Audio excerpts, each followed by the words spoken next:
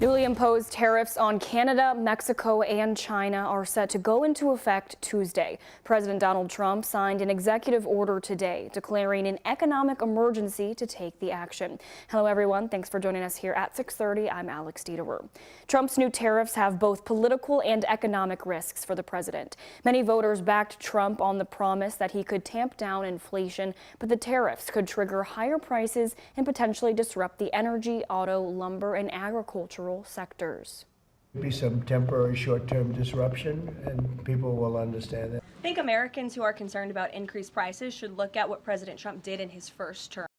Studies have repeatedly shown that Trump's first-term tariffs hit American companies and consumers the hardest. The countries where the goods originate don't pay the tariff. Rather, it's the companies or consumers buying the imports. A county where a tariff is imposed can be negatively affected if a business decides to buy products elsewhere, resulting in less demand. Even some of Trump's allies are coming out against the move. Senator Rand Paul posted to social media today saying tariffs are simply taxes. Conservatives once united against new taxes. Taxing trade will mean less trade and higher prices, end quote.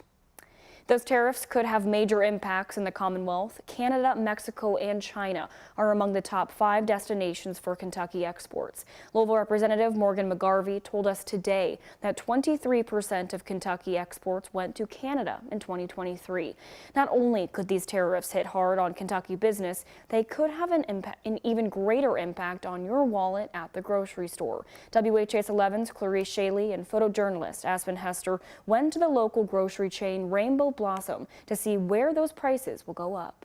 Tomatoes and avocados at Rainbow Blossom stores. They're going to be on sale starting Wednesday. But not for long, with Trump administration tariffs set to go into effect. 25% on goods from Mexico and Canada and 10% on China. The tariffs are an effort by the president to put pressure on countries and to boost manufacturing and revenue for the United States government. There's not a whole lot that we can do to sort of prepare or stock up. We kind of just have to roll with the changes. There's a lot of produce that comes from Mexico, including tomatoes and avocados, but lemons also are from Mexico, along with limes. With prices going up, the burden falls on the consumer. I may eat less of them.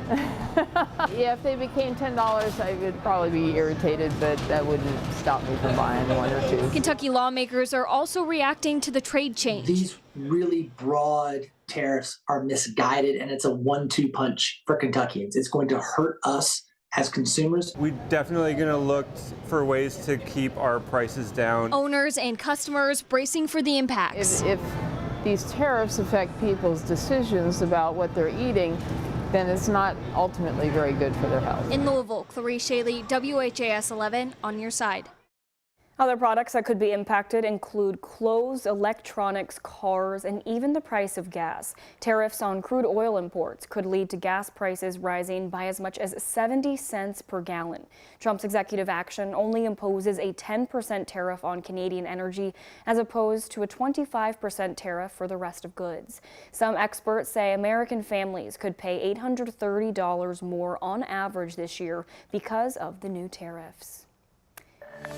The National Transportation Safety Board is now on the scene of a second air crash that killed 7 people and injured at least 19 others. This crash comes just days after a commercial jet collided with a military helicopter in the skies over Washington, D.C. Last night, a medical transport plane carrying 6 people crashed shortly after taking off from Northeast Philadelphia Airport. Surveillance video here captured the moment it happened. You can see an explosive fireball right there in the night sky before the jet plummeted to the ground. A massive inferno covered the streets, with buildings and cars engulfed in flames. The Learjet carried 6 people, including a pediatric patient and her mother.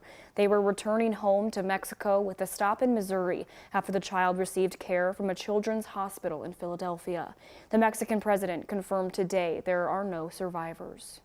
At least one other person perished in this tragedy, and this individual was in a car. We can confirm that there are also a number of other victims who were injured in this incident, and they are being treated in area hospitals. Authorities say at least 19 people injured. Adam Thiel, the city's managing director, said there were still a lot of unknowns about who was where on the streets when the plane crashed. He says it's possible the number of casualties will continue to grow. And the crash in Philadelphia happened just days after a mid-air collision between an American Airlines plane and a military Black Hawk helicopter in Washington, D.C. Wednesday that killed 67 people. Preliminary data shows the Black Hawk was flying at 350 feet above the 200-foot limit in that airspace. The flight recorders are now being evaluated by the NTSB. We will have tens of thousands of pages of material, hundreds of exhibits, but we can't speculate until we know how it all fits into a really big, complex puzzle. The FAA has now restricted low-altitude helicopters from flying over the Potomac near Reagan National Airport. The Teen College and Career Fair today returned to the Louisville Public Library for the second year in a row. Teenagers had the opportunity to meet with college representatives, prospective employers, and business owners. Attendees were also given one-on-one college and career advice from these experts, including how to build a resume and portfolio, tips for admissions essays, and scholarships. This is a resource for opportunities for students. This is an opportunity for, students to figure out what they might be interested in and figure out, if they already know what they're interested in, how they might be able to find success in that goal long term. And I think that the more we can provide opportunities like this, the better off our future is going to be, right? Today's event was made possible by a grant from the Taco Bell Foundation.